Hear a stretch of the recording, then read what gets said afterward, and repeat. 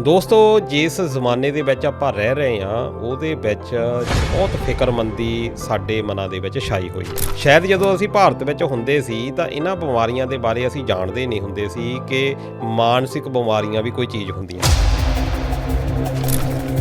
ਚਿੰਤਾ ਰੋਗ ਜਿਹੜਾ ਆ ਜਿਹਦਾ ਗੁਰਬਾਣੀ ਵਿੱਚ ਵੀ ਜ਼ਿਕਰ ਆਇਆ, ਜਿਹੜੀ ਚਿੰਤਾ ਆ ਇਹ ਮਨ ਤੇ ਤਨ ਦੋਨਾਂ ਨੂੰ ਜਿਹੜੀ ਨਸ਼ਟ ਆ ਇਹ ਕਰ ਸਕਦੀ ਹੁੰਦੀ ਆ, ਪਰ ਇਹਦੇ ਬਚਾਅ ਜਿਹੜੇ ਆ ਕਰਨੇ ਉਹ ਬਹੁਤ ਜ਼ਰੂਰੀ ਹੈ। ਦਿਮਾਗ ਦੇ ਅੰਦਰ ਓਬਵੀਅਸਲੀ ਕੋਈ ਚੀਜ਼ ਦਿਖਦੀ ਤਾਂ ਹੈ ਨਹੀਂ ਕਿ ਤੁਹਾਡਾ ਵਿਚਾਰ ਕਿਆ ਚੱਲ ਰਿਹਾ ਹੈ ਜੀ, ਜਿਹਨੂੰ ਆਪਾਂ ਕਹਿੰਦੇ ਆ, ਮੈਂ ਜਿਹੜੀ ਨਾਰਮਲ ਜਨਰਲ ਟਰਮ ਦੇ ਵਿੱਚ ਕਹਿੰਦਾ ਕਿ ਇੱਕ ਵਿਚਾਰਾਂ ਦਾ ਰਾਵਣ ਹੈ ਜੀ ਤੁਹਾਡੇ ਅੰਦਰ। ਉਹ ਜਿਹੜਾ ਰਾਵਣ ਹੈ ਉਹ ਕਿੱਥੋਂ ਸ਼ੁਰੂ ਹੋਇਆ ਔਰ ਕਿੱਥੇ ਜਾ ਕੇ ਉਹ ਖਤਮ ਹੋਏਗਾ, ਤੇ ਜਦ ਤੱਕ ਉਸ ਨੂੰ ਤੁਸੀਂ ਆਇਡੈਂਟੀਫਾਈ ਨਹੀਂ ਕਰਦੇ ਕਿ ਰਾਵਣ ਅੰਦਰ ਬੈਠਾ ਹੈ ਵਿਚਾਰਾਂ ਦਾ, ਤੇ ਉਸ ਨੂੰ ਖਤਮ ਕਰਨਾ ਬਹੁਤ ਜ਼ਰੂਰੀ ਹੈ ਜੀ। ਮੈਨੂੰ ਦੱਸੋ ਤੁਸੀਂ ਇਹ ਕੀ ਹੈ? Can of Coke. Can of Coke ਜੀ, ਠੀਕ ਹੈ ਜੀ। ਔਰ ਅਗਰ ਮੈਨੂੰ ਸ਼ੇਕ ਕਰ ਦਵਾਂ ਜੀ, ਬਹੁਤ ਜ਼ੋਰ ਤੇ ਸ਼ੇਕ ਕਰਾਂ ਲੈਫਟ ਰਾਈਟ, ਔਰ ਅਗਰ ਮੈਂ ਇਹਨੂੰ ਖੋਲਾਂ ਇਸ ਟਾਈਮ, ਤਾਂ ਤੁਸੀਂ ਮੈਨੂੰ ਦੱਸ ਸਕਦੇ ਹੋ ਕਿ ਕੀ ਹੋਏਗਾ? ਬਈ ਐਕਸਪਲੋਡ ਹੋਊਗਾ। ਐਕਸਪਲੋਡ ਹੋਏਗਾ। ਇਹੀ ਚੀਜ਼ ਐਗਜ਼ੈਕਟਲੀ ਸੇਮ ਸਾਡੀ ਲਾਈਫ ਨਾਲ ਹੁੰਦੀ ਹੈ ਔਰ ਹੋ ਰਹੀ ਹੈ। ਇਮੋਸ਼ਨਸ, ਪਰਸੈਪਚੁਅਲ ਐਕਟੀਵਿਟੀਜ਼, ਕਿਸੇ ਦੀ ਕੋਈ ਗੱਲ ਕਹੀ ਹੋਈ, ਕੋਈ ਪੁਰਾਣੀ ਮੈਮਰੀ ਹੈ, ਯਾਦ ਆ ਗਈ, ਉਹਦੇ ਕਰਕੇ ਡਰੇਨ ਹੋ ਗਿਆ, ਔਰ ਉਹ ਸਾਰੀਆਂ ਚੀਜ਼ਾਂ ਐਕਿਊਮੂਲੇਟ ਹੋ ਜਾਂਦੀਆਂ। ਅੱਛਾ ਠੀਕ ਆ। ਉਹ ਅੰਦਰ ਫਿਰ ਜਿੱਦਾਂ ਇਹ ਕੋਕ ਦੇ ਅੰਦਰ ਚੱਲ ਰਿਹਾ, ਉਹਦੇ ਅੰਦਰ ਵੀ ਵਿਚਾਰਾਂ ਦੀ ਫਿਰ ਫਾਈਟ ਚੱਲਦੀ ਆ, ਪ੍ਰੈਸ਼ਰ ਬਣ ਰਿਹਾ ਜੀ। ਨਿਊਰੋ ਲਿੰਗੁਇਸਟਿਕ ਪ੍ਰੋਗਰਾਮਿੰਗ ਜਿਹੜੀ ਹੈ ਉਹ ਇਸੀ ਪੈਟਰਨ ਨੂੰ, ਜਿਹੜੀ ਤੁਹਾਡੀ ਕਮਿਊਨੀਕੇਸ਼ਨ ਆਪਣੇ ਅੰਦਰ ਹੋ ਰਹੀ ਹੈ, ਕਿਉਂਕਿ ਉਹ ਜਿਹੜਾ ਬੰਦਾ ਹੈ ਜਿਹਦੇ ਅੰਦਰ ਕਮਿਊਨੀਕੇਸ਼ਨ ਹੋ ਰਹੀ ਹੈ, ਜਿਹਦੇ ਕਰਕੇ ਉਹ ਬਿਹੇਵੀਅਰ ਆ ਰਿਹਾ ਬਾਹਰ, ਨਿਊਰੋ ਲਿੰਗੁਇਸਟਿਕ ਪ੍ਰੋਗਰਾਮਿੰਗ ਉਸ ਪੈਟਰਨ ਨੂੰ ਤੋੜਨ ਦੇ ਵਿੱਚ ਬਹੁਤ ਹੈਲਪ ਕਰਦੀ ਹੈ। ਕੋਈ ਤੁਹਾਨੂੰ ਸਟ੍ਰੈਸ ਹੈ, ਕੋਈ ਐਂਗਜ਼ਾਇਟੀ ਹੈ, ਕੋਈ ਤੁਹਾਨੂੰ ਐਂਗਰ ਇਸ਼ੂਜ਼ ਹੈ, ਕਿਸੇ ਵੀ ਤਰ੍ਹਾਂ ਦੀ ਕੋਈ ਸਾਈਕੋਲੋਜੀਕਲ ਡਿਸਆਰਡਰ ਜਾਂ ਡਿਸਫੰਕਸ਼ਨਲ ਸਟੇਟ ਦੇ ਵਿੱਚ ਤੁਸੀਂ ਬਹੁਤ ਟਾਈਮ ਤੋਂ ਰਹਿ ਰਹੇ ਹੋ, ਨਿਊਰੋ ਲਿੰਗੁਇਸਟਿਕ ਪ੍ਰੋਗਰਾਮਿੰਗ ਇੰਨੀ ਵਧੀਆ ਟੈਕਨੋਲੋਜੀ ਔਰ ਟੂਲ ਸਟ੍ਰੈਟੇਜੀਜ਼ ਹੈ ਜਿਹੜੀ ਤੁਹਾਨੂੰ ਬਹੁਤ ਅੱਛੇ ਲੈਵਲ ਤੇ ਔਰ ਡੀਪ ਰੂਟਡ ਲੈਵਲ ਤੇ ਤੁਹਾਨੂੰ ਹੈਲਪ ਕਰਦੀ ਹੈ। ਇੰਡੋਸ ਟੀਵੀ ਦੇਖ ਰਹੇ ਸਾਰੇ ਦਰਸ਼ਕਾਂ ਦਾ ਬਹੁਤ-ਬਹੁਤ ਸਵਾਗਤ। ਸਤਿ ਸ੍ਰੀ ਅਕਾਲ। ਮੈਂ ਦਲਜੀਤ ਸਿੰਘ ਇੱਕ ਵਾਰ ਫੇਰ ਹਾਜ਼ਰ ਹਾਂ ਇੰਡੋਸ ਟੀਵੀ ਦੀ ਖਾਸ ਬ੍ਰੌਡਕਾਸਟਿੰਗ ਲੈ ਕੇ। ਦੋਸਤੋ ਜਿਸ ਜ਼ਮਾਨੇ ਦੇ ਵਿੱਚ ਆਪਾਂ ਰਹਿ ਰਹੇ ਹਾਂ ਉਹਦੇ ਵਿੱਚ ਬਹੁਤ ਫਿਕਰਮੰਦੀ ਸਾਡੇ ਮਨਾਂ ਦੇ ਵਿੱਚ ਛਾਈ ਹੋਈ ਆ। ਸ਼ਾਇਦ ਜਦੋਂ ਅਸੀਂ ਭਾਰਤ ਵਿੱਚ ਹੁੰਦੇ ਸੀ ਤਾਂ ਇਹਨਾਂ ਬਿਮਾਰੀਆਂ ਦੇ ਬਾਰੇ ਅਸੀਂ ਜਾਣਦੇ ਨਹੀਂ ਹੁੰਦੇ ਸੀ ਕਿ ਮਾਨਸਿਕ ਬਿਮਾਰੀਆਂ ਵੀ ਕੋਈ ਚੀਜ਼ ਹੁੰਦੀਆਂ। ਸਾਨੂੰ ਸਿਰਫ ਇਹ ਪਤਾ ਹੁੰਦਾ ਸੀ ਕਿ ਸਾਡਾ ਢਿੱਡ ਦੁਖਦਾ ਆ, ਸਾਡਾ ਸਿਰ ਦੁਖਦਾ ਆ, ਜਾਂ ਹੋਰ ਤਰ੍ਹਾਂ ਦੀ ਬਿਮਾਰੀ ਆ, ਜਾਂ ਸਾਡੀ ਲੱਤ ਬਾਂਹ ਦੇ ਵਿੱਚ ਕਿਤੇ ਦਰਦ ਆ। ਕਦੀ ਅਸੀਂ ਸੋਚਿਆ ਹੀ ਨਹੀਂ ਸੀ ਕਿ ਮਾਨਸਿਕ ਤਣਾਅ ਵੀ ਇੱਕ ਬਹੁਤ ਵੱਡੀ ਬਿਮਾਰੀ ਜਿਹੜੀ ਬਣ ਸਕਦੀ ਆ, ਅਤੇ ਇਹ ਬਿਮਾਰੀ ਇੰਨੀ ਜ਼ਿਆਦਾ ਜੇ ਵੱਧ ਜਾਵੇ ਤਾਂ ਮੌਤ ਦਾ ਡਰ ਵੀ ਰਹਿੰਦਾ ਆ। ਅੱਜ ਦਿਮਾਗ ਦੇ ਵਿੱਚ ਕੀ ਚੱਲ ਰਿਹਾ ਆ, ਬਾਕੀ ਬਿਮਾਰੀਆਂ ਤਾਂ ਦਿਸ ਜਾਣਗੀਆਂ, ਪਰ ਦਿਮਾਗ ਦੀਆਂ ਬਿਮਾਰੀਆਂ ਸਾਨੂੰ ਦਿਸਦੀਆਂ ਵੀ ਹੈ ਨਹੀਂ। ਆਸਟ੍ਰੇਲੀਆ ਦੇ ਵਿੱਚ, ਚਾਹੇ ਅਸੀਂ ਅਮਰੀਕਾ ਦੀ ਗੱਲ ਕਰ ਲਈਏ, ਕੈਨੇਡਾ ਦੇ ਵਿੱਚ ਗੱਲ ਕਰ ਲਈਏ, ਉੱਥੇ ਵਰਕ ਕਲਚਰ ਆ, ਯਾਨੀ ਕੰਮ ਨੂੰ ਜਿਹੜੀ ਬਹੁਤ ਜ਼ਿਆਦਾ ਆਪਾਂ ਤਰਜੀਹ ਦਿੰਦੇ ਹਾਂ, ਅਤੇ ਸਾਡੇ ਕੋਲ ਇੱਕ ਦੂਜੇ ਦੇ ਨਾਲ ਗੱਲਾਂ ਕਰਨ ਦਾ, ਇੱਕ ਦੂਜੇ ਦੇ ਕੋਲ ਸਮਾਂ ਬਿਤਾਉਣ ਦਾ ਸਮਾਂ ਹੀ ਨਹੀਂ ਮਿਲਦਾ।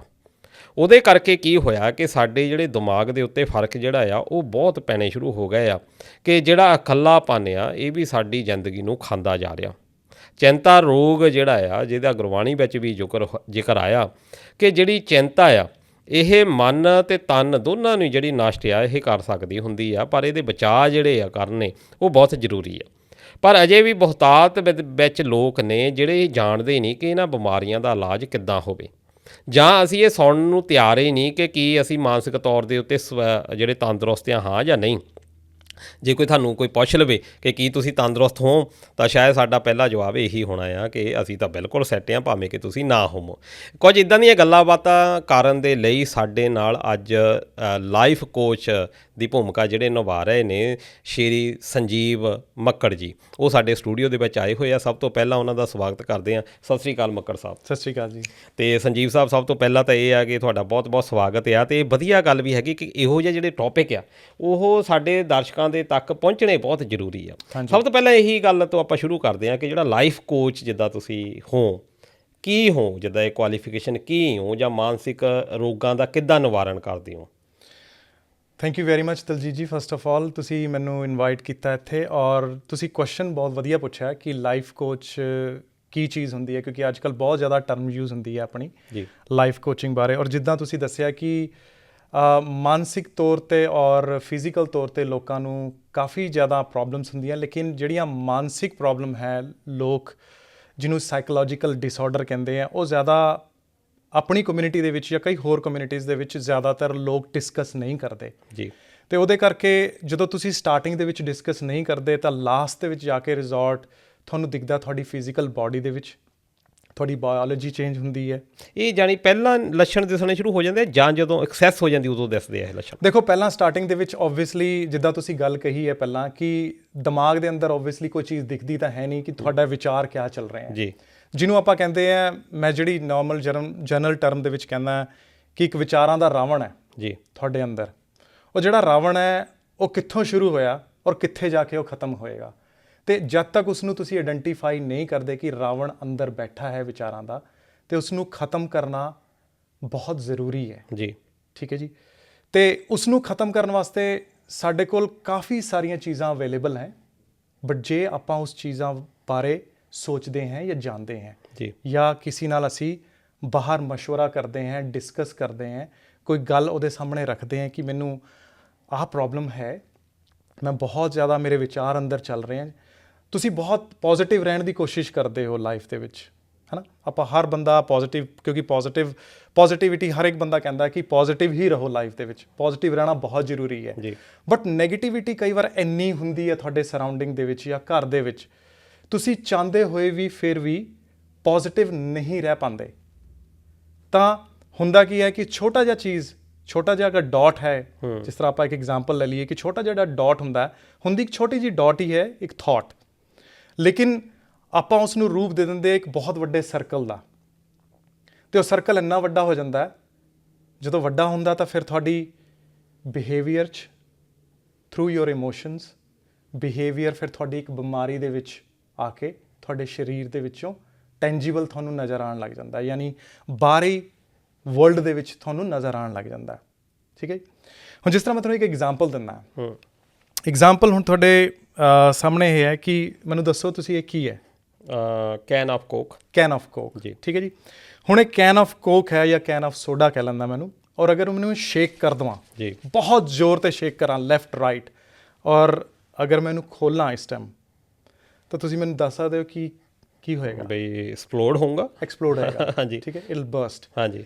ਸੋ ਬਰਸਟ ਕਿਉਂ ਹੋਇਆ, ਮੈਨੂੰ ਤੁਸੀਂ ਉਹਦਾ ਛੋਟਾ ਜਿਹਾ ਇੱਕ ਕਾਰਨ ਦੱਸੋ ਕਿ ਇਹਦੀ ਜਿਹੜੀ ਇਹ ਰਿਜ਼ਲਟ ਆਏ ਆ ਇਸ ਟਾਈਮ, ਮੈਨੂੰ ਸ਼ੇਕ ਕੀਤਾ ਜੀ, ਔਰ ਇਹ ਬਰਸਟ ਹੋਇਆ, ਤੁਸੀਂ ਮੈਨੂੰ ਇਹਦਾ ਕਾਰਨ ਦੱਸ ਜਿੱਦਾਂ ਵੀ ਕਾਰਬੋਨੇਟਡ ਵਾਟਰ ਆ ਜਿਹੜਾ ਕਿ ਜਾਂ ਮੋਲੀਕਿਊਲਸ ਜਿਹੜੇ ਆ ਉਹ ਜ਼ਿਆਦਾ ਇੰਨੇ ਸਟਰੈਂਥ ਉਹਦੇ ਵਿੱਚ ਹੋ ਗਈ ਆ ਕਿ ਆਪਸ ਦੇ ਵਿੱਚ ਟਕਰਾਅ ਇੰਨਾ ਜ਼ਿਆਦਾ ਹੋ ਗਿਆ ਕਿ ਜਦੋਂ ਆਪਾਂ ਖੋਲ੍ਹਦੇ ਆ ਉਹਨਾਂ ਨੂੰ ਇੱਕਦਮ ਹੀ ਪ੍ਰੈਸ਼ਰ ਜਿਹੜਾ ਰਿਲੀਜ਼ ਹੁੰਦਾ ਜੀ, ਉਹ ਜਿਹੜਾ ਪ੍ਰੈਸ਼ਰ ਰਿਲੀਜ਼ ਹੋਇਆ ਅਤੇ ਉਹ ਐਕਸਪਲੋਡ ਜਿਹੜਾ ਆ, ਜਾਣੀ ਪ੍ਰੈਸ਼ਰ ਬਹੁਤ ਜ਼ਿਆਦਾ ਆ ਅਤੇ ਉਹਨੂੰ ਬਾਹਰ ਨਿਕਲਣ ਦੇ ਲਈ ਥੋੜ੍ਹੀ ਜਗ੍ਹਾ ਮਿਲੀ ਆ।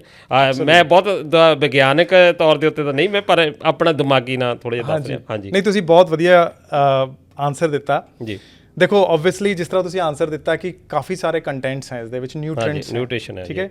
ਨਿਊਟ੍ਰੀਐਂਟਸ ਹੁਣ ਕੀ ਹੈ ਇਸ ਦੇ ਵਿੱਚ? ਕਾਰਬਨ ਹੈ, ਗੈਸ ਹੈ, ਸ਼ੂਗਰ ਹੈ, ਸਾਲਟ ਹੈ, ਪ੍ਰੈਸ਼ਰ ਹੈ। ਜੀ। ਠੀਕ ਹੈ, ਬਹੁਤ ਸਾਰੇ ਕੰਟੈਂਟਸ ਹੈ, ਔਰ ਇੰਨੇ ਸਾਰੇ ਕੰਟੈਂਟਸ ਅਗਰ ਮੈਂ ਇਹਨੂੰ ਸ਼ੇਕ ਕਰਦਾ ਔਰ ਹਲਕਾ ਜਿਹਾ ਮੈਂ ਇਹਨੂੰ ਓਪਨ ਕਰਦਾ ਤਾਂ ਬਰਸਟ ਹੋ ਕੇ ਇਹ ਬਾਹਰ ਆਉਂਦਾ ਜੀ। ਠੀਕ ਹੈ ਜੀ।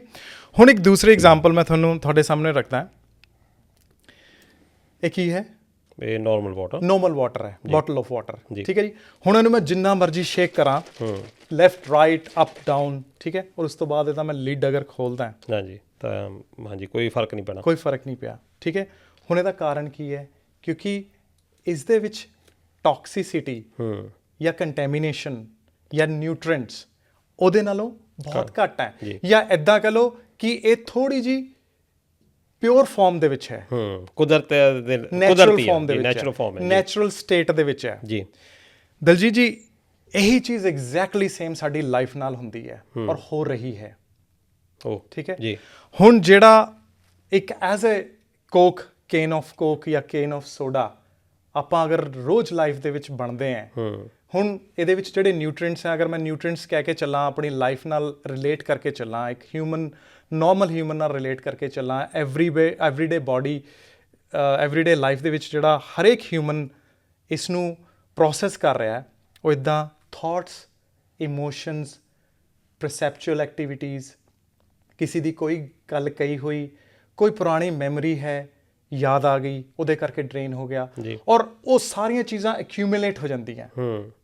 ਠੀਕ ਹੈ, ਮੰਨ ਲਓ ਫੋਰ ਐਗਜ਼ਾਮਪਲ ਤੁਸੀਂ ਆਫਿਸ 'ਚ ਗਏ, ਤੁਹਾਨੂੰ ਆਫਿਸ ਦੇ ਵਿੱਚ ਕਿਸੇ ਨੇ ਕੋਈ ਗੱਲ ਕਹਿ ਦਿੱਤੀ, ਉਹ ਗੱਲ ਤੁਹਾਡੇ ਅੰਦਰ ਚਲੀ ਗਈ। ਹਾਂਜੀ, ਕਈ ਵਾਰੀ ਉਹ ਅੰਦਰ ਇਦਾਂ ਰਹਿੰਦੀ ਆ, ਫਿਰ ਉਹ ਧਮਾਕੇ ਦੇ ਰੂਪ 'ਚ ਨਿਕਲਦੀ ਆ ਕਈ ਵਾਰੀ।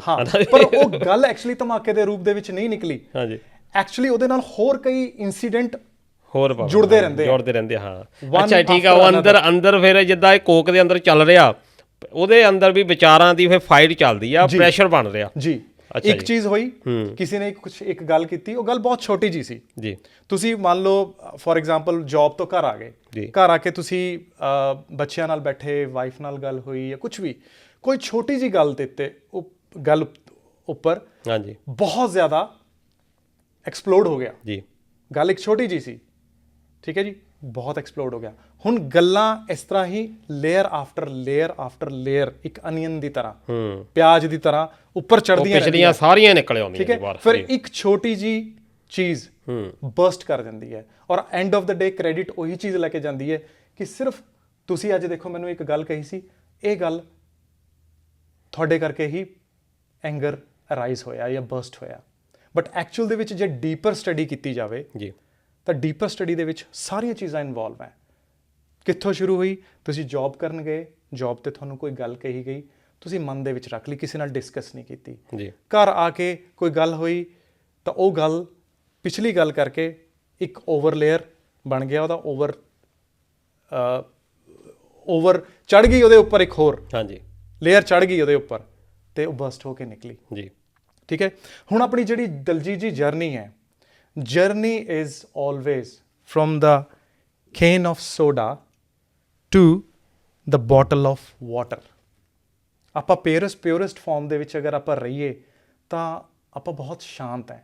ਆਪਣੀ ਹਿਊਮਨ ਨੇਚਰ ਜਿਹੜੀ ਹੈ, ਨੈਚੁਰਲ ਸਟੇਟ ਹੈ ਜਿਹੜੀ ਸਾਡੀ, ਉਹ ਇੱਕ ਐਜ਼ ਅ ਪਿਓਰ ਵਾਟਰ ਦੀ ਤਰ੍ਹਾਂ ਹੈ। ਜਿੰਨਾ ਮਰਜ਼ੀ ਸਾਨੂੰ ਕੋਈ ਸ਼ੇਕ ਕਰੇ, ਆਪਾਂ ਸ਼ੇਕ ਨਹੀਂ ਹੋ ਸਕਦੇ, ਬਟ ਡਿਪੈਂਡ ਕਰਦਾ ਕਿ ਅਸੀਂ ਕਿਸ ਕੰਡੀਸ਼ਨ ਦੇ ਵਿੱਚ ਰਹਿ ਰਹੇ ਹਾਂ, ਤਾਂ ਕਿਸ ਤਰ੍ਹਾਂ ਨੈਗੇਟਿਵਿਟੀ ਨੂੰ ਆਪਣੇ ਅੰਦਰ ਲੈ ਰਹੇ ਹਾਂ ਜੀ। ਨਹੀਂ, ਤੁਸੀਂ ਜਿੱਦਾਂ ਦੱਸਦੇ ਆ ਕਿ ਕੁਦਰਤੀ ਫਾਰਮ ਦੇ ਵਿੱਚ ਆਪਾਂ ਰਹਿਣਾ ਜਿਹੜਾ ਆ, ਪਰ ਅੱਜ ਦਾ ਜ਼ਮਾਨਾ ਜਿੰਨਾ ਪ੍ਰੈਸ਼ਰ ਵਾਲਾ, ਸਾਨੂੰ ਤਾਂ ਸਭ ਤੋਂ ਪਹਿਲਾਂ ਇਹ ਆ ਕਿ ਸਾਨੂੰ ਘਰ ਬਹੁਤ ਵਧੀਆ ਚਾਹੀਦਾ, ਸਾਡੇ ਕੋਲ ਗੱਡੀ ਜਿਹੜੀ ਆ ਉਹ ਵਧੀਆ ਤੋਂ ਵਧੀਆ ਹੋਣੀ ਚਾਹੀਦੀ ਆ, ਸਾਡੇ ਜਿਹੜੇ ਸ਼ਾਨੋ ਸ਼ੌਕਤ ਯਾਨੀ ਦਿਸਣੀ ਚਾਹੀਦੀ ਆ ਲੋਕਾਂ ਨੂੰ ਵੀ ਅਸੀਂ ਜੇ ਇੱਥੇ ਆਸਟ੍ਰੇਲੀਆ ਦੇ ਵਿੱਚ ਆ। ਇਹ ਸਪੈਸ਼ਲ ਤੌਰ ਦੇ ਉੱਤੇ ਜਦੋਂ ਆਪਾਂ ਪੰਜਾਬ ਜਾਂਦੇ ਹਾਂ, ਪੰਜਾਬ ਜਾ ਕੇ ਵੀ ਨਹੀਂ ਅੱਜ ਤਾਂ ਆਪਾਂ ਉਹ ਫਲਾਣੇ ਹੋਟਲ ਦੇ ਵਿੱਚ ਜਾਣਾ ਆ, ਫਲਾਣੇ ਥਾਂ ਘੁੰਮਣ ਜਾਣਾ ਆ, ਉਹ ਫਿਰ ਇੱਥੇ ਆ ਕੇ ਕਰਜ਼ਾ ਵੀ ਉਨਾ ਚੜ੍ਹਿਆ ਹੁੰਦਾ, ਪਿੱਛੋਂ ਕਿਸ਼ਤਾਂ ਤਾਂ ਚੱਲਦੀਆਂ। ਉਹ ਫਿਰ ਜਦੋਂ ਇੱਦਾਂ ਦੀਆਂ ਚੀਜ਼ਾਂ ਜਿਹੜੀਆਂ ਆ ਵੀ ਤੁਸੀਂ ਜਾਣੀ ਮੈਂ ਕਹਿਣ ਕਿ ਇਹ ਚਾਹੁੰਦਾ ਕਿ ਸਾਡਾ ਜਿਹੜਾ ਲਾਈਫ ਸਟਾਈਲ ਇੱਦਾਂ ਦਾ ਬਣ ਚੁੱਕਾ, ਅਸੀਂ ਉਹ ਕੁਦਰਤ ਦੇ ਨੇੜੇ ਤਾਂ ਸ਼ਾਇਦ ਉਹ ਜਿਹੜੀ ਤੁਸੀਂ ਪਿਓਰ ਫਾਰਮ ਦੀ ਗੱਲ ਕਰਦੇ ਆ, ਇਹ ਤਾਂ ਬਹੁਤ ਔਖਾ ਆ। ਫਿਰ ਤੁਸੀਂ ਉਹ ਉੱਧਰ ਵੱਲ ਨੂੰ ਕਰਨ ਦੇ ਲਈ ਕੀ ਸੁਜੈਸ਼ਨ ਦੇ ਸਕਦੇ ਆ? ਹੁਣ ਪਿਓਰ ਫਾਰਮ ਦੀ ਜਿਹੜੀ ਗੱਲ ਹੈ ਜੀ, ਉਹਨੂੰ ਮੈਂ ਇੱਕ ਅਨਲਰਨ ਦਾ ਨਾਮ ਦਿੰਦਾ। ਅੱਛਾ ਜੀ, ਉਹਨੂੰ ਪ੍ਰੋਸੈਸ ਨੂੰ ਕਹਿੰਦੇ ਆ ਆਪਾਂ ਅਨਲਰਨ। ਹੁਣ ਜਿੱਦਾਂ ਤੁਸੀਂ ਗੱਲ ਕਹੀ ਹੈ ਕਿ ਆਪਾਂ ਘੁੰਮਣ ਜਾਂਦੇ ਹਾਂ ਜਾਂ ਆਪਾਂ ਗੱਡੀਆਂ ਲੈ ਲਈਆਂ, ਇੱਥੇ ਆ ਕੇ ਹਰ ਚੀਜ਼ਾਂ ਨੂੰ ਆਪਾਂ ਇਨਪੁਟ ਦਿੱਤੀ ਹੈ, ਵਧਾ ਲਈਆਂ, ਐਕਿਊਮੂਲੇਟ ਕਰ ਲਿਆ, ਠੀਕ ਹੈ ਜੀ, ਜੋੜ ਲਿਆ ਲਾਈਫ ਦੇ ਵਿੱਚ। ਹੁਣ ਜਿਹੜਾ ਉਹ ਸਾਰਾ ਚੀਜ਼ ਜੋੜ ਲਈ ਹੈ ਦਲਜੀਤ ਜੀ, ਉਹ ਜੋੜ ਕੇ ਓਬਵੀਅਸਲੀ ਐਂਡ ਆਫ ਦਾ ਡੇ ਤਾਂ ਆਪਾਂ ਹੈਪੀਨੈਸ ਹੀ ਲੱਭ ਰਹੇ ਹਾਂ ਜੀ। ਬਟ ਜਿਹੜੀ ਤੁਹਾਡੀ ਨੈਚੁਰਲ ਸਟੇਟ ਸੀਗੀ, ਪਿਓਰ ਸਟੇਟ ਸੀਗੀ, ਉਸ ਨੂੰ ਤੁਸੀਂ ਅੰਦਰ ਦਬਾ ਦਿੱਤਾ, ਠੀਕ ਹੈ ਜੀ, ਉਸ ਨੂੰ ਤੁਸੀਂ ਅੰਦਰ ਦਬਾ ਦਿੱਤਾ। ਹੁਣ ਇਸ ਨੂੰ ਅਨਲਰਨ, ਅਨਕਵਰ, ਅਨਫੋਲਡ, ਜਾਂ ਜੋ ਕੁਛ ਸਿੱਖਿਆ ਆ ਉਹਨਾਂ ਸਾਰੀਆਂ ਹੁਣ ਚੀਜ਼ਾਂ ਨੂੰ ਛੱਡਣਾ ਜ਼ਰੂਰੀ ਹੈ। ਹਾਂਜੀ, ਹੁਣ ਉਹਦੇ ਵਾਸਤੇ ਕਾਫੀ ਸਾਰੇ ਟੂਲਸ ਯੂਜ਼ ਹੁੰਦੇ ਆ। ਅੱਛਾ ਜੀ, ਠੀਕ ਹੈ, ਆਪਾਂ ਅਨਲਰਨ ਕਰਨ ਵਾਸਤੇ ਕਾਫੀ ਸਾਰੇ ਟੂਲ ਯੂਜ਼ ਹੁੰਦੇ ਆ, ਜਿਸ ਤਰ੍ਹਾਂ ਲਾਈਫ ਕੋਚਿੰਗ, ਔਰ ਇੱਕ ਆਪਾਂ ਟੂਲ ਯੂਜ਼ ਕਰਦੇ ਹਾਂ ਨਿਊਰੋ ਲਿੰਗੁਇਸਟਿਕ ਪ੍ਰੋਗਰਾਮਿੰਗ, ਜਿਹਨੂੰ ਆਪਾਂ NLP ਬੋਲਦੇ ਹਾਂ ਜੀ। ਹਾਂ, ਇਹ ਵੀ ਬੜੀ ਇੱਕ ਟਰਮ ਯੂਜ਼ ਕੀਤੀ ਜਾਂਦੀ ਹੈ, ਇਹ ਜ਼ਰੂਰ ਸਾਡੇ ਦਰਸ਼ਕਾਂ ਨਾਲ ਸਾਂਝੀ ਕਰੋ। ਹਾਂਜੀ, NLP ਜਿਹੜੀ ਹੈ, NLP ਦੀ ਫੁੱਲ ਫਾਰਮ ਜਿਸ ਤਰ੍ਹਾਂ ਮੈਂ ਪਹਿਲਾਂ ਦੱਸਿਆ, ਨਿਊਰੋ ਲਿੰਗੁਇਸਟਿਕ ਪ੍ਰੋਗਰਾਮਿੰਗ ਹੈ ਜੀ, ਠੀਕ ਹੈ ਜੀ। ਹੁਣ ਇਹ ਸਾਰੀਆਂ ਚੀਜ਼ਾਂ ਜਿਹੜੀਆਂ ਤੁਸੀਂ ਦੱਸੀਆਂ ਹੈ ਕਿ ਆਪਾਂ ਬਹੁਤ ਚੀਜ਼ਾਂ ਨੂੰ ਐਕਿਊਮੂਲੇਟ ਕਰ ਲਿਆ, ਇਕੱਠਾ ਕਰ ਲਿਆ, ਓਬਵੀਅਸਲੀ ਐਂਡ ਆਫ ਦਾ ਡੇ ਤੁਹਾਨੂੰ ਕੀ ਮਿਲ ਰਿਹਾ? ਇੰਪਿਓਰੈਸਟ ਫਾਰਮ ਮਿਲ ਰਹੀ ਹੈ, ਜਸਟ ਲਾਈਕ ਅ ਕੋਕ, ਠੀਕ ਹੈ ਜੀ, ਕੈਨ ਆਫ ਸੋਡਾ। ਮਤਲਬ ਸਟ੍ਰੈਸ, ਐਂਗਜ਼ਾਇਟੀ ਜੀ, ਡਿਪਰੈਸ਼ਨ, ਜਾਂ ਫਿਰ ਲੌਂਗ ਟਰਮ ਦੇ ਵਿੱਚ ਜਾ ਕੇ ਤੁਹਾਡੀ ਬਾਡੀ ਦੇ ਵਿੱਚ ਕੋਈ ਡਿਜ਼ੀਜ਼ ਪੈਦਾ ਹੁੰਦੀ ਹੈ ਅਨਫੋਰਚੂਨੇਟਲੀ, ਠੀਕ ਹੈ। ਹੁਣ ਆਪਾਂ ਉਹਨੂੰ ਅਨਲਰਨ ਕਰਨ ਦਾ ਤਰੀਕਾ ਸਾਡਾ ਬਹੁਤ ਵਧੀਆ ਹੈ, ਰੱਬ ਨੇ ਦਿੱਤਾ ਹੈ, ਠੀਕ ਹੈ। ਜਿਸ ਤਰ੍ਹਾਂ ਫੋਰ ਐਗਜ਼ਾਮਪਲ ਰੈਸਟ ਇੱਕ ਸਭ ਤੋਂ ਵਧੀਆ ਅਨਲਰਨ ਦਾ ਤਰੀਕਾ ਹੈ ਜਿਹੜਾ ਨੇਚਰ ਨੇ ਦਿੱਤਾ ਹੈ। ਰਾਤ ਬਣਾਈ ਹੈ ਕੁਦਰਤ ਨੇ। ਉਹ ਕਿਉਂ ਬਣਾਈ ਹੈ ਕਿ ਓਬਵੀਅਸਲੀ ਤੁਸੀਂ ਕੰਮ ਕਰਦੇ ਹੋ ਦਿਨ ਦੇ ਵਿੱਚ, ਬਹੁਤ ਸਟ੍ਰੈਸ ਲੈਂਦੇ ਹੋ, ਤਾਂ ਰੱਬ ਕਹਿੰਦਾ, ਨੇਚਰ ਕਹਿੰਦੀ ਹੈ ਕਿ ਤੁਸੀਂ ਕੋਈ ਵੀ ਟੂਲ ਯੂਜ਼ ਨਾ ਕਰੋ। ਕੋਈ ਤੁਹਾਨੂੰ NLP ਦੀ ਜ਼ਰੂਰਤ ਨਹੀਂ, ਲਾਈਫ ਕੋਚਿੰਗ ਦੀ ਜ਼ਰੂਰਤ ਨਹੀਂ, ਕੋਈ ਯੋਗ ਦੀ ਜ਼ਰੂਰਤ ਨਹੀਂ ਹੈ, ਕੋਈ ਮੈਡੀਟੇਸ਼ਨ ਦੀ ਜ਼ਰੂਰਤ ਨਹੀਂ ਹੈ। ਤੁਸੀਂ ਚੁੱਪ ਕਰਕੇ ਸੋ ਜਾਓ, ਸਵੇਰੇ ਤੁਸੀਂ ਬੜੇ ਫਰੈਸ਼ ਉੱਠੋਗੇ, ਠੀਕ ਹੈ। ਲੇਕਿਨ ਰੱਬ ਨੇ ਇੱਕ ਹੋਰ ਚੀਜ਼ ਦਿੱਤੀ ਹੈ, ਦਿਮਾਗ। ਹੁਣ ਦਿਮਾਗ ਦੇ ਵਿੱਚ ਪੁਰਾਣੀਆਂ ਮੈਮੋਰੀਜ਼ ਵੀ ਹੈ, ਕੋਈ ਟਰਾਮਾ ਵੀ ਹੈ, ਕੋਈ ਡਿਪਰੈਸ਼ਨ ਵੀ ਹੈ, ਕਿਸੇ ਨੇ ਕੋਈ ਗੱਲ ਕਹੀ ਹੈ ਉਹ ਨਿਕਲ ਹੀ ਨਹੀਂ ਰਹੀ, ਜਾਂ ਫਿਊਚਰ ਦੀ ਐਂਗਜ਼ਾਇਟੀ ਹੈ ਕਿ ਆਪਾਂ ਇੱਥੇ ਲੈਣਾ, ਆਹ ਕੰਮ ਕਰਨਾ, ਉੱਥੇ ਜਾਣਾ, ਬਹੁਤ ਕੁਝ ਚੱਲ ਰਿਹਾ ਜੀ। ਤਾਂ ਇਸ ਤਰ੍ਹਾਂ ਹੀ ਆਪਾਂ ਹਿਊਮਨ ਕੰਸਟਰਕਟ ਕੀਤੀ ਹੈ, ਇੱਕ ਕਈ ਸਾਰਾ ਟੂਲਸ ਬਣਾਇਆ ਆਪਾਂ, ਜਿਹਦੇ ਵਿੱਚ NLP ਇੱਕ ਬਹੁਤ ਇੰਪੋਰਟੈਂਟ ਔਰ ਅੱਛਾ ਟੂਲ ਹੈ, ਜਿਹੜਾ ਮੇਰਾ ਫੇਵਰੇਟ ਟੂਲ ਹੈ, ਮੈਂ ਯੂਜ਼ ਕਰਦਾ ਹਾਂ। ਤੇ ਉਹ NLP ਨੂੰ ਆਪਾਂ ਬੋਲਦੇ ਹਾਂ ਨਿਊਰੋ ਲਿੰਗੁਇਸਟਿਕ ਪ੍ਰੋਗਰਾਮਿੰਗ। ਮਤਲਬ ਹੈ ਨਿਊਰੋ ਮਤਲਬ ਰਿਲੇਟਡ ਵਿਦ ਯੋਰ ਬ੍ਰੇਨ ਜੀ, ਠੀਕ ਹੈ ਜੀ। ਬ੍ਰੇਨ ਦੇ ਵਿੱਚ ਜੋ ਐਕਟੀਵਿਟੀ ਚੱਲ ਰਹੀ ਹੈ। ਲਿੰਗੁਇਸਟਿਕ ਦਾ ਮਤਲਬ ਹੋਇਆ ਲੈਂਗੁਏਜ ਜੀ, ਲੈਂਗੁਏਜ ਪੈਟਰਨ, ਠੀਕ ਹੈ। ਹੁਣ ਲੈਂਗੁਏਜ ਦਾ ਮਤਲਬ ਕੀ ਹੁੰਦਾ? ਮੈਂ ਤੁਹਾਡੇ ਨਾਲ ਬੋਲ ਰਿਹਾ, ਤੁਸੀਂ ਮੇਰੇ ਨਾਲ ਗੱਲ ਕਰ ਰਹੇ ਹੋ, ਤਾਂ ਐਕਚੁਅਲੀ ਹੋ ਕੀ ਰਿਹਾ? ਕਮਿਊਨੀਕੇਸ਼ਨ ਹੋ ਰਹੀ ਹੈ, ਆਪਣੀ ਕਮਿਊਨੀਕੇਸ਼ਨ ਹੋ ਰਹੀ ਹੈ। ਹੁਣ ਕਮਿਊਨੀਕੇਸ਼ਨ ਦਲਜੀਤ ਜੀ ਦੋ ਤਰ੍ਹਾਂ ਦੀ ਹੁੰਦੀ ਹੈ, ਇੱਕ ਮੇਰੀ ਤੁਹਾਡੇ ਨਾਲ, ਤੁਹਾਡੀ ਮੇਰੇ ਨਾਲ, ਆਊਟਸਾਈਡ ਆਫ ਦਾ ਵਰਲਡ ਜੀ। ਇੱਕ ਜਿਹੜੀ ਬਹੁਤ ਇੰਪੋਰਟੈਂਟ ਕਮਿਊਨੀਕੇਸ਼ਨ ਹੈ ਉਹ ਹੁੰਦੀ ਹੈ ਸਾਡੀ ਆਪਣੇ ਆਪ ਨਾਲ। ਸਾਨੂੰ ਪਤਾ ਨਹੀਂ ਲੱਗਦਾ ਬਟ ਆਪਣੇ ਨਾਲ ਕਮਿਊਨੀਕੇਸ਼ਨ ਚਲਦੀ ਹੈ, ਜਿਹੜੀ ਮੈਂ ਪਹਿਲਾਂ ਗੱਲ ਕਹੀ ਹੈ। ਕਹਿ ਲਓ ਵੀ ਗੁਰਬਾਣੀ ਜਿੱਦਾਂ ਕਹਿੰਦੇ ਆ ਵੀ ਬੰਦੇ ਖੋਜ ਦਿਲ ਹਰ ਰੋਜ਼ ਜੀ, ਵੀ ਆਪਣਾ ਆਪ ਪਛਾਣ ਜਿੱਦਾਂ ਜੀ। ਹਾਂਜੀ, ਬਿਲਕੁਲ ਠੀਕ ਹੈ। ਦੇਖੋ ਇੰਨੇ ਵਧੀਆ ਗ੍ਰੰਥ ਦੇ ਵਿੱਚ ਸਾਨੂੰ ਇੰਨੀ ਵਧੀਆ ਗੁਰੂਆਂ ਨੇ ਸਿੱਖਿਆ ਦਿੱਤੀ ਹੈ ਜੀ, ਠੀਕ ਹੈ। ਸ਼੍ਰੀ ਕ੍ਰਿਸ਼ਨ ਜੀ ਨੇ ਵੀ ਗੀਤਾ ਦੇ ਵਿੱਚ ਬਹੁਤ ਵੱਡੀ ਗੱਲਾਂ ਅਰਜੁਨ ਨੂੰ ਕਹੀਆਂ, ਠੀਕ ਹੈ। ਉਹ ਦੁਰਯੋਧਨ ਕੋਲ ਵੀ ਪਹਿਲਾਂ ਗਏ ਤੇ ਇਹਨਾਂ ਚੀਜ਼ਾਂ ਦਾ ਬਹੁਤ ਡੂੰਘੇ ਲੈਵਲ ਤੇ ਵਿਚਾਰ ਹੋਇਆ ਇਹਨਾਂ ਗ੍ਰੰਥਾਂ ਦੇ ਵਿੱਚ। ਲੇਕਿਨ ਅਗਰ ਆਪਾਂ ਸਿੱਖਣਾ ਚਾਹੀਏ ਤਾਂ ਬਹੁਤ ਕੁਛ ਗ੍ਰੰਥਾਂ ਦੇ ਵਿੱਚ ਵੀ ਪਿਆ ਹੋਇਆ, ਜਿੱਦਾਂ ਤੁਸੀਂ ਬੋਲਿਆ। ਲੇਕਿਨ ਹੁਣ ਜਿਹੜੀ ਕਮਿਊਨੀਕੇਸ਼ਨ ਦੀ ਗੱਲ ਹੈ, ਜਿਸ ਤਰ੍ਹਾਂ ਮੈਂ ਦੱਸ ਰਿਹਾ ਸੀਗਾ ਕਿ ਬਾਹਰ ਲੈਵਲ ਤੇ ਵੀ ਕਮਿਊਨੀਕੇਸ਼ਨ ਹੈ, ਇੱਕ ਅੰਦਰ ਲੈਵਲ ਦੀ ਕਮਿਊਨੀਕੇਸ਼ਨ ਹੈ। ਅੰਦਰ ਲੈਵਲ ਦੀ ਜਿਹੜੀ ਕਮਿਊਨੀਕੇਸ਼ਨ ਹੈ ਤੁਹਾਡੇ ਆਪਣੇ ਆਪ ਨਾਲ, ਜਿੱਦਾਂ ਮੈਂ ਪਹਿਲਾਂ ਕਿਹਾ ਕਿ ਅੰਦਰ ਦੇ ਵਿਚਾਰਾਂ ਦਾ ਜਿਹੜਾ ਰਾਵਣ ਹੈ ਉਹ ਇੱਕ ਕਮਿਊਨੀਕੇਸ਼ਨ ਹੀ ਹੈ। ਉਹ ਕਮਿਊਨੀਕੇਸ਼ਨ ਜ਼ਿਆਦਾਤਰ ਅਗਰ ਤੁਸੀਂ ਨੋਟ ਕਰੋਗੇ ਤਾਂ ਨੈਗੇਟਿਵ ਜ਼ਿਆਦਾ ਹੁੰਦੀ ਹੈ, ਪੋਜ਼ਿਟਿਵ ਘੱਟ ਹੁੰਦੀ ਹੈ ਦਲਜੀਤ ਜੀ। ਹੁਣ ਨੈਗੇਟਿਵਿਟੀ ਨੂੰ ਖਤਮ ਕਰਨ ਵਾਸਤੇ ਦੋ ਤਰੀਕੇ ਹੈ, ਜਾਂ ਤਾਂ ਤੁਸੀਂ ਮੈਡੀਸਿਨ ਲੈ ਲਓ ਜੇ ਬਹੁਤ ਡਿਪਰੈਸਡ ਹੋ, ਜਾਂ ਆਪਾਂ ਕਈ ਵਾਰ ਪਾਰਟੀਜ਼ ਕਰਦੇ ਹਾਂ, ਪਾਰਟੀਜ਼ ਦੇ ਵਿੱਚ ਕੁਝ ਟੌਕਸਿਕ ਡਰਿੰਕਸ ਹੁੰਦੇ ਹੈ ਜਾਂ ਕੁਝ। ਇਹਦਾ ਸਾਡੇ ਪੰਜਾਬੀਆਂ ਦੇ ਵਿੱਚ ਇਹ ਵੀ ਹੋ ਹੀ ਜਾਂਦਾ ਨਾ, ਵੀ ਜਿੱਦਾਂ ਗੱਲ ਆਪਾਂ ਕਰੀਏ ਵੀ ਯਾਰ ਕੋਈ ਫਿਕਰਮੰਦੀ ਹੋ ਗਈ ਜਾਂ ਪ੍ਰੈਸ਼ਰ ਬਹੁਤ ਆ, ਵਰਕਲੋਡ ਜ਼ਿਆਦਾ ਆ, ਉਹ ਆਮ ਹੀ ਆਪਣਾ ਸੁਣਨ ਦੇ ਵਿੱਚ ਮਿਲ ਜਾਂਦਾ ਵੀ 2 ਪੈਗ ਲਾਓ ਤੇ ਨੀਂਦ ਬਹੁਤ ਵਧੀਆ ਆ ਜਾਣੀ ਆ, ਸਵੇਰ ਨੂੰ ਜਾਣੀ, ਦੂਜਾ ਹੋ ਜਾਣਾ। ਪਰ ਜਿੱਥੇ ਤੱਕ ਇੰਟੌਕਸੀਕੇਸ਼ਨ ਦੀ ਤੁਸੀਂ ਗੱਲ ਕੀਤੀ ਆ, ਫॉर ਟਾਈਮ ਬੀਇੰਗ ਤਾਂ ਉਹ ਲੱਗਦਾ ਵੀ ਆਪਾਂ ਇਲਾਜ ਕਰ ਲਿਆ, ਹਾਂਜੀ, ਪਰ ਉਹ ਪ੍ਰੋਪਰ ਇਲਾਜ ਤਾਂ ਹੈ ਨਹੀਂ, ਪਰਮਾਨੈਂਟ ਇਲਾਜ ਤਾਂ ਹੈ ਨਹੀਂ, ਪਰਮਾਨੈਂਟ ਨਹੀਂ ਹੋ ਸਕਦਾ ਜੀ ਕਦੀ ਵੀ। ਅੱਛਾ ਜੀ। ਉਹ ਇੱਕ ਤਰ੍ਹਾਂ ਇੱਕ ਸਟਿਮੂਲਸ ਹੈ ਕਿ ਤੁਹਾਡੀ ਬੋਡੀ ਦੇ ਵਿੱਚ, ਤੁਹਾਡੇ ਮਾਈਂਡ ਦੇ ਵਿੱਚ ਕੁਝ ਦੇਰ ਤੱਕ ਤੁਹਾਡੇ ਕੋਲ ਰਹੇਗਾ। ਸਵੇਰੇ ਉੱਠਦੇ ਹੀ ਫਿਰ ਉਹ ਜਿਹੜੀ ਥਾਟ ਹੈ ਫਿਰ ਤੁਹਾਨੂੰ ਸਟ੍ਰਾਈਕ ਕਰੇਗੀ ਜੀ, ਉੱਥੇ ਹੀ ਦੁਬਾਰਾ ਖੜਾ ਕਰੇਗੀ ਜਿੱਥੇ ਤੁਸੀਂ ਪਹਿਲਾਂ ਸੀ, ਔਰ ਉਸ ਤੋਂ ਜ਼ਿਆਦਾ ਵੱਡੇ ਲੈਵਲ ਤੇ ਤੁਹਾਨੂੰ ਸਟ੍ਰੈਸ ਦੇਗੀ ਹੋਰ, ਕਿਉਂਕਿ ਉਹ ਮਲਟੀਪਲਾਈ ਹੋ ਜਾਏਗੀ ਫਿਰ। ਕਿਉਂਕਿ ਅਗਰ ਤੁਸੀਂ ਉਹਦਾ ਕੋਈ ਸੋਲੂਸ਼ਨ ਨਹੀਂ ਲੱਭਿਆ ਤਾਂ ਉਹ ਓਬਵੀਅਸਲੀ ਤੁਹਾਨੂੰ ਤੰਗ ਤੇ ਕਰੇਗੀ। ਤਾਂ ਅੰਦਰ ਦੀ ਜਿਹੜੀ ਮੈਂ ਕਮਿਊਨੀਕੇਸ਼ਨ ਦੀ ਤੁਹਾਨੂੰ ਗੱਲ ਕਰ ਰਿਹਾ ਉਹ ਬਹੁਤ ਜ਼ਰੂਰੀ ਹੈ, ਉਸ 'ਤੇ ਧਿਆਨ ਦੇਣਾ। ਤਾਂ NLP ਦੇ ਵਿੱਚ ਜਿਹੜਾ ਨਿਊਰੋ ਮੀਨਸ ਬ੍ਰੇਨ ਦੇ ਵਿੱਚ ਤੁਹਾਡੇ ਵਿਚਾਰ ਕਿਸ ਤਰ੍ਹਾਂ ਆਉਂਦੇ ਆ, ਉਹਨਾਂ ਦੇ ਪੈਟਰਨ ਬਣਦੇ ਆ। ਲਿੰਗੁਇਸਟਿਕ ਕਮਿਊਨੀਕੇਸ਼ਨ, ਬਾਹਰ ਨਾਲ ਕਮਿਊਨੀਕੇਸ਼ਨ, ਆਪਣੇ ਅੰਦਰ ਨਾਲ ਕਮਿਊਨੀਕੇਸ਼ਨ। ਫਿਰ ਲਾਸਟ ਦੇ ਵਿੱਚ P ਆਉਂਦਾ, P ਮੀਨਸ ਪ੍ਰੋਗਰਾਮਿੰਗ ਮਤਲਬ ਕਿ ਤੁਹਾਡੀ ਬਾਡੀ ਔਰ ਤੁਹਾਡਾ ਮਾਈਂਡ ਇਸ ਤਰ੍ਹਾਂ ਦੀ ਪ੍ਰੋਗਰਾਮਿੰਗ ਦੇ ਵਿੱਚ ਹੈ ਕਿ ਆਟੋ ਮੋਡ ਤੇ ਚੱਲ ਰਿਹਾ ਹੈ, ਤੁਹਾਨੂੰ ਪਤਾ ਹੀ ਨਹੀਂ ਲੱਗਦਾ ਕਿ ਕਿਹੜੇ ਪੈਟਰਨ ਤੇ ਤੁਸੀਂ ਚੱਲ ਰਹੇ ਹੋ। ਜਿਸ ਤਰ੍ਹਾਂ ਤੁਹਾਨੂੰ ਕਿਸੇ ਨੇ ਕੋਈ ਕੁਐਸਚਨ ਪੁੱਛਿਆ ਤਾਂ ਤੁਸੀਂ ਕੁਐਸਚਨ ਦਾ ਕਈ ਵਾਰ ਤਾਂ ਕੰਪਲਸਿਵ ਆਨਸਰ ਦੇ ਦਿੰਦੇ ਆ, ਮਤਲਬ ਜਿਹੜੇ ਤੁਸੀਂ ਮੂਡ 'ਚ ਹੁੰਦੇ ਹੋ ਉੱਦਾਂ ਦਾ ਹੀ ਆਨਸਰ ਨਿਕਲਦਾ ਜੀ, ਠੀਕ ਹੈ ਜੀ। ਤਾਂ ਜਿਹੜੀ NLP ਹੈ ਉਹ ਸਾਨੂੰ ਬਹੁਤ ਹੈਲਪ ਕਰਦੀ ਹੈ ਸਾਡੇ ਵਿਚਾਰਾਂ ਨੂੰ, ਸਾਡੀ ਥਾਟ ਪ੍ਰੋਸੈਸ ਨੂੰ ਕੰਟਰੋਲ ਕਰਨ ਵਾਸਤੇ। ਅਵੇਅਰਨੈਸ ਲੈ ਕੇ ਆਉਂਦੀ ਹੈ, ਤੁਹਾਡੇ ਕੋਲ ਚੋਇਸ ਲੈ ਕੇ ਆਉਂਦੀ ਹੈ। ਕਿਉਂਕਿ ਦਲਜੀਤ ਜੀ ਇੱਕ ਹੋਰ ਚੀਜ਼ ਬਹੁਤ ਇੰਪੋਰਟੈਂਟ ਹੈ, ਆਪਾਂ ਕਦੀ ਧਿਆਨ ਨਹੀਂ ਦਿੰਦੇ, ਸਾਡੇ ਅੰਦਰ ਜਿਹੜੀ ਕਮਿਊਨੀਕੇਸ਼ਨ ਚੱਲਦੀ ਹੈ ਉਹ ਮੇਜਰ ਕਾਰਨ ਹੈ ਬਾਹਰ ਦੇ ਸਟ੍ਰੈਸ ਦਾ, ਠੀਕ ਹੈ ਜੀ। ਹਰ ਚੀਜ਼ ਜਿਹੜੀ ਸਟ੍ਰੈਸ ਕ੍ਰੀਏਟ ਹੋ ਰਹੀ ਹੈ, ਐਂਗਜ਼ਾਇਟੀ ਕ੍ਰੀਏਟ ਹੋ ਰਹੀ ਹੈ, ਫਿਊਚਰ ਦੀ ਪ੍ਰੋਬਲਮ ਵਾਸਤੇ ਐਂਗਜ਼ਾਇਟੀ ਹੈ, ਉਹ ਸਾਰਾ ਇੱਕ ਥਾਟ ਹੀ ਕ੍ਰੀਏਟ ਕਰਦੀ ਹੈ। ਬਟ ਇਹਦਾ ਇੱਕ ਬਹੁਤ ਅੱਛਾ ਸੋਲੂਸ਼ਨ ਹੈ, ਕੁਇਕ ਸੋਲੂਸ਼ਨ ਹੈ ਇਹਦਾ ਬਾਹਰ ਨਿਕਲਣ ਵਾਸਤੇ ਜੀ। ਉਹ ਇਹ ਸੋਲੂਸ਼ਨ ਹੈ ਦਲਜੀਤ ਜੀ, when you know there is a thought, ਜਦੋਂ ਤੁਹਾਨੂੰ ਪਤਾ ਹੈ ਕਿ ਥਾਟ ਮੇਰੇ ਸਾਡੇ ਅੰਦਰ ਅੰਦਰ ਚੱਲ ਕੋਈ ਰਹੀ ਇਦਾਂ ਹੈ, ਦਾ ਹੈਗੀ ਆ ਵੀ ਮੈਂ ਉਹਨੂੰ ਛੱਡ ਨਹੀਂ ਪਾ ਰਿਹਾ, ਕਿਸੇ ਦੇ ਲਈ ਹੋ ਸਕਦਾ ਗੁੱਸਾ ਹੀ ਹੋਵੇ ਵੀ ਮੈਂ ਫਲਾਣੇ ਨਾਲ ਇਦਾਂ ਮੈਨੂੰ ਕਹਿ ਦਿੱਤਾ, ਜਾਂ ਡਿਪਰੈਸ਼ਨ ਇਦਾਂ ਦਾ ਹੋ ਜਾਵੇ ਵੀ ਯਾਰ ਮੇਰੇ ਤੋਂ ਹੁਣ ਪੈਸੇ ਹੈ ਨਹੀਂ, ਜ਼ਿਆਦਾਤਰ ਤਾਂ ਪੈਸੇ ਦਾ ਹੀ ਹੁੰਦਾ ਹੋਵੇ, ਮੇਰੀ ਹੁਣ ਕਿਸ਼ਤ ਖੜ ਜਾਣੀ ਆ, ਮੈਂ ਜਿੰਨਾ ਪੈਸੇ ਨਾਲ ਵੀ ਇਹ ਹੋ ਜਾਂਦਾ। ਹਾਂਜੀ, ਫਿਰ ਕਿੱਦਾਂ ਆਪਾਂ ਇਲਾਜ ਕਰੀਏ ਇਹਦਾ? ਹੁਣ ਦੇਖੋ ਜੀ, ਫਸਟ ਸਟੈਪ ਕੀ ਹੈ, when you know there is a thought, you are not a thought। ਜਦੋਂ ਤੁਹਾਨੂੰ ਪਤਾ ਹੈ ਕਿ ਇੱਕ ਥਾਟ ਹੈ ਤੁਹਾਡੇ ਅੰਦਰ, ਇਹਦਾ ਮਤਲਬ ਤੁਸੀਂ ਥਾਟ ਦਾ ਹਿੱਸਾ ਨਹੀਂ ਹੋ, ਤੁਸੀਂ ਕਿਆ ਹੋ? ਅਵੇਅਰਨੈਸ ਹੋ, ਤੁਸੀਂ ਕੌਨਸ਼ੀਅਸਨੈਸ ਹੋ।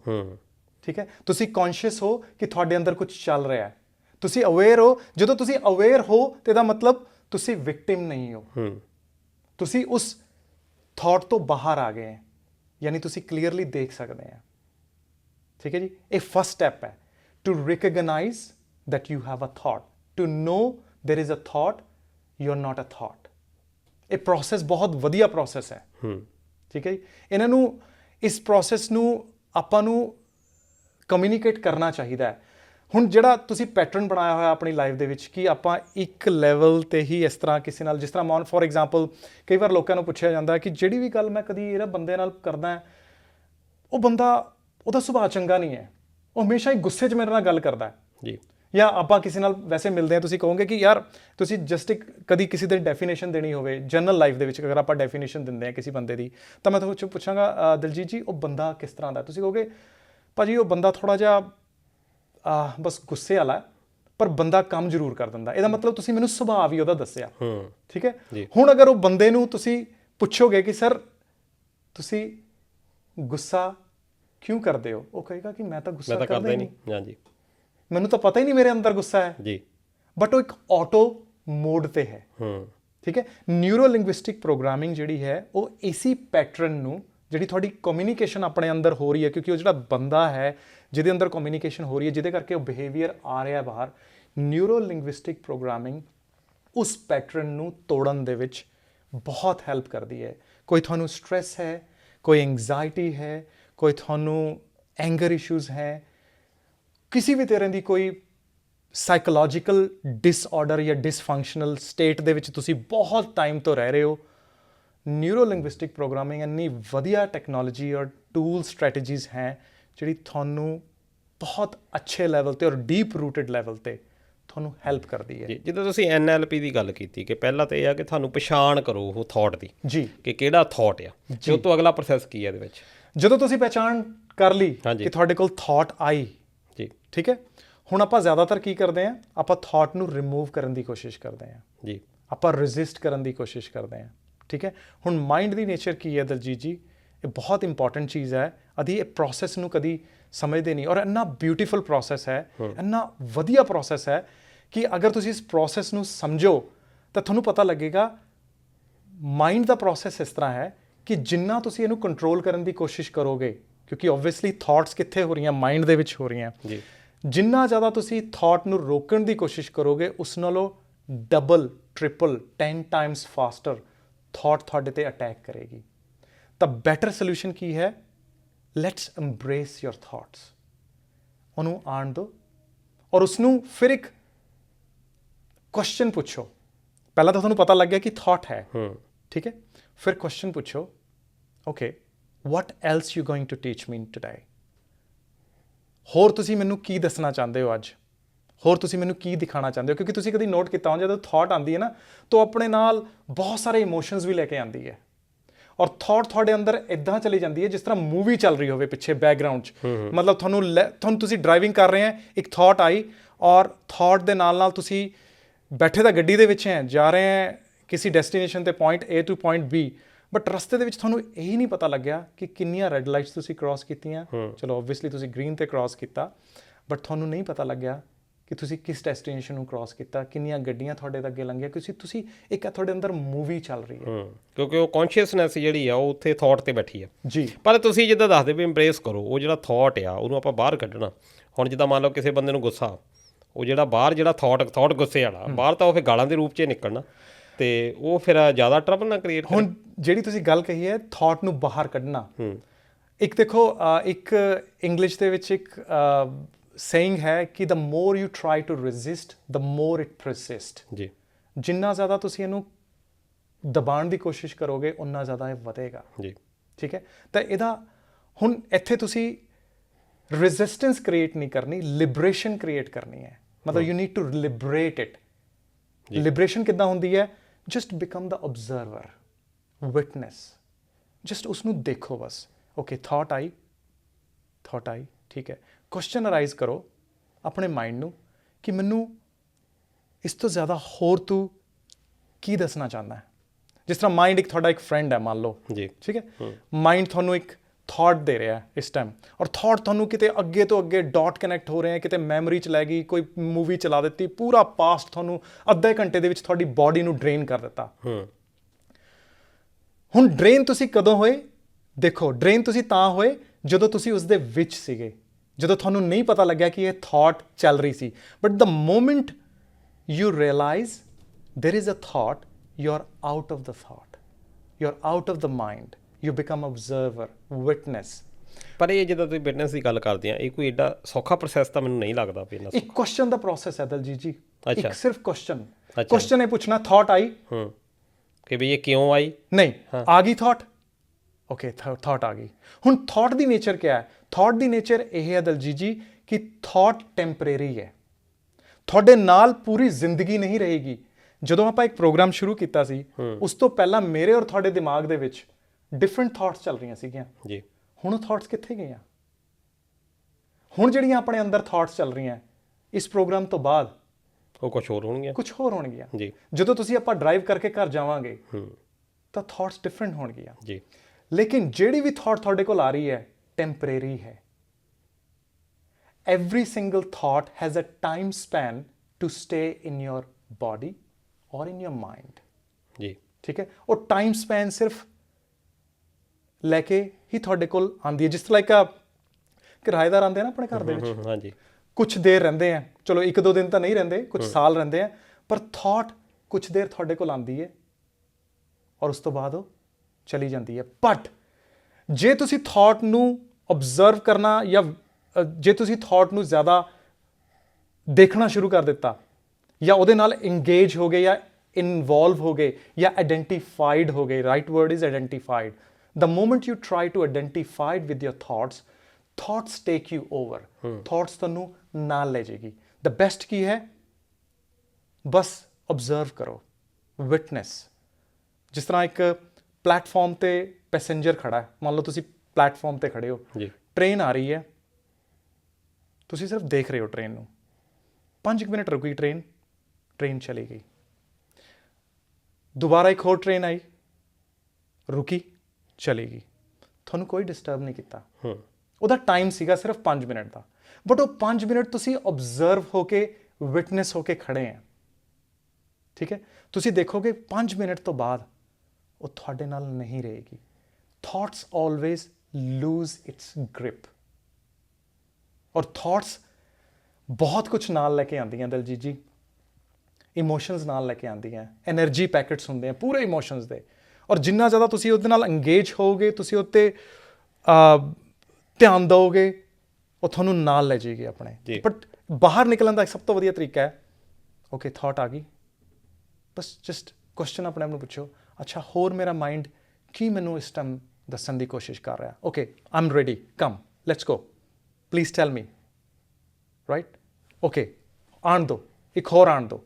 ਜਦੋਂ ਤੁਸੀਂ ਇਹ ਐਂਕਰ ਲਗਾਓਗੇ ਤੁਸੀਂ ਦੇਖੋਗੇ there is a shift happens. ਔਰ ਸ਼ਿਫਟ ਇਸ ਤਰ੍ਹਾਂ ਦੀ ਹੈਪਨ ਹੁੰਦੀ ਹੈ, ਤੁਸੀਂ ਦੇਖੋਗੇ ਥਾਟ ਤਾਂ ਆ ਹੀ ਨਹੀਂ ਰਹੀ, ਕਿੱਥੇ ਗਈ? ਮੈਂ ਤਾਂ ਹੁਣ ਵੇਟ ਕਰ ਰਿਹਾ, ਮੈਂ ਬਾਹਰ ਖੜਾ ਵੇਟ ਕਰ ਰਿਹਾ, ਨਹੀਂ ਆਈ। ਕਰਕੇ ਦੇਖਿਓ ਕਦੀ ਕਿ ਜ਼ਰੂਰ ਜੀ। ਤੇ ਖੈਰ ਮੈਨੂੰ ਲੱਗਦਾ ਵੀ ਆਪਾਂ ਨੂੰ 2-3 ਪ੍ਰੋਗਰਾਮ ਇਹਦੇ ਉੱਤੇ ਕਰਨੇ ਪੈਣੇ ਆ, ਪਰ ਅੱਜ ਜਿਹੜੀ ਗੱਲ ਹੋਈ ਆ, ਕਿਉਂਕਿ ਟਾਈਮ ਵੀ ਕਾਫੀ ਹੋ ਗਿਆ, ਤੇ ਦੋਸਤੋ ਇਹ ਬੜੀਆਂ ਦਿਮਾਗੀ ਗੱਲਾਂ ਸ਼ਾਇਦ ਜਿੱਦਾਂ ਤੁਸੀਂ ਪਹਿਲਾਂ ਵੀ ਗੱਲ ਦੱਸੀ ਆ ਕਿ ਜ਼ਰੂਰ ਹੁੰਦਾ ਹਰ ਬੰਦੇ ਦੇ ਦਿਮਾਗ ਦੇ ਵਿੱਚ ਗੱਲਾਂ ਜਿਹੜੀਆਂ ਚੱਲਦੀਆਂ ਹੋਣਗੀਆਂ, ਕੁਛ ਨਾ ਕੁਛ ਵਿਚਾਰ ਅੰਦਰ ਹੋਣਗੇ।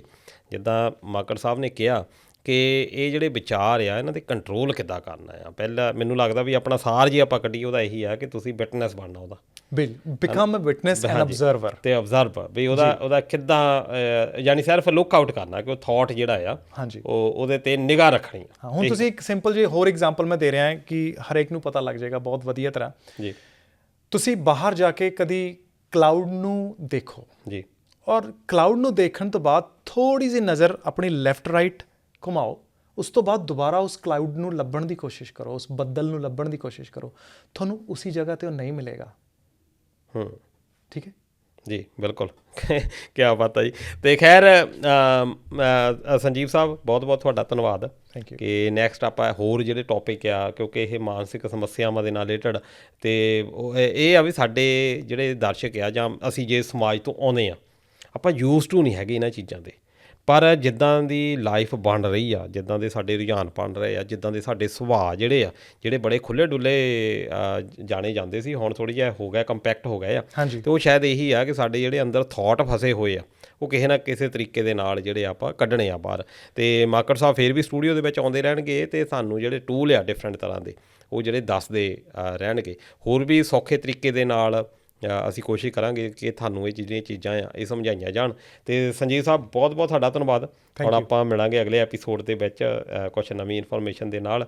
ਅਤੇ ਥੈਂਕਸ, ਤੁਸੀਂ ਸਾਡੇ ਜਿਹੜੇ ਦਰਸ਼ਕ ਆ ਉਹਨਾਂ ਦੇ ਨਾਲ ਜਿਹੜੀ ਸਾਂਝ ਅਪਣਾਈ ਆ। ਥੈਂਕ ਯੂ ਸੋ ਮਚ ਜੀ। ਥੈਂਕ ਯੂ ਦਲਜੀਤ ਜੀ। ਜੀ, ਅਤੇ ਦੋਸਤੋ ਤੁਸੀਂ ਫੀਡਬੈਕ ਕੋਈ ਵੀ ਹੋਵੇ ਤਾਂ ਦੇ ਸਕਦੇ ਹੋ, ਆਪਣੇ ਸਵਾਲ ਵੀ ਦੇ ਸਕਦੇ ਹੋ, ਜਾਂ ਮਾਨਸਿਕ ਸਮੱਸਿਆਵਾਂ ਕਿਸੇ ਤਰ੍ਹਾਂ ਦੀਆਂ ਵੀ ਹੈਗੀਆਂ, ਸੰਜੀਵ ਸਾਹਿਬ ਜਿਹੜੇ ਆ ਕਿਉਂਕਿ ਇਹ ਲਾਈਫ ਕੋਚ ਹੈਗੇ ਆ, ਅਤੇ ਇਹਨਾਂ ਦੇ ਨਾਲ ਆਪਾਂ ਸਲਾਹ ਮਸ਼ਵਰਾ ਜਿਹੜਾ ਆ ਉਹ ਕਰ ਸਕਦੇ ਹਾਂ। ਅਤੇ ਤੁਸੀਂ ਆਪਣਾ ਖਿਆਲ ਰੱਖਿਓ। ਰੱਬ ਰਾਖਾ। ਸਤਿ ਸ਼੍ਰੀ ਅਕਾਲ।